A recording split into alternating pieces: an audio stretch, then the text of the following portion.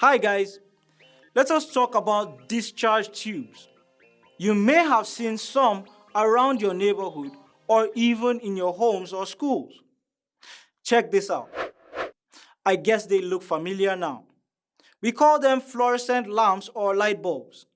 But these are examples of discharge tubes. But why did I say they are called discharge tubes? That answer is what we shall discuss in this lesson. And at the end of this lesson, you should be able to explain the working principle behind the discharge tubes. When you look very closely at a fluorescent tube or bulb, you will notice that it is sealed at both ends and no air can go in or out. This is because it is filled with a gas or vapor of a substance like mercury.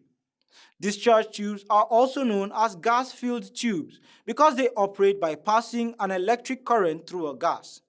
Gases are fluids that also conduct electricity under certain low-pressure conditions.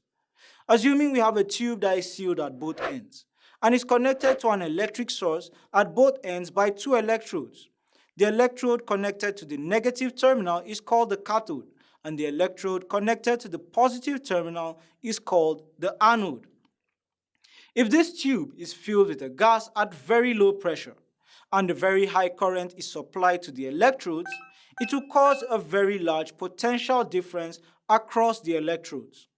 This will cause a glow of light traveling from the cathode to the anode.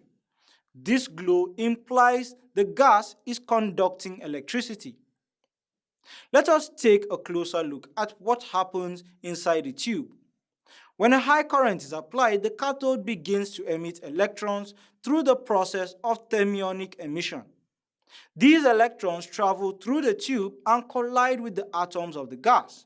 If the electrons have sufficient energy, they can knock off other electrons in the outer orbits of the gas atoms, and these atoms become ions. This is what is called ionization. It leads to a flow of electrons and positive ions in the tube. Also, some of the emitted electrons can displace some of the electrons orbiting the gas atoms to higher orbits. This leads to instability in the atom. To return to their stable states, these electrons emit energy in the form of electromagnetic radiation. This radiation in fluorescent bulbs is in the form of ultraviolet radiation. Because ultraviolet light is not visible to our eyes, the inner surface of the tubes is coated with a powder that absorbs radiation and emits visible light. That is why when you look inside the fluorescent tubes, you see that the tube is coated with a white powder.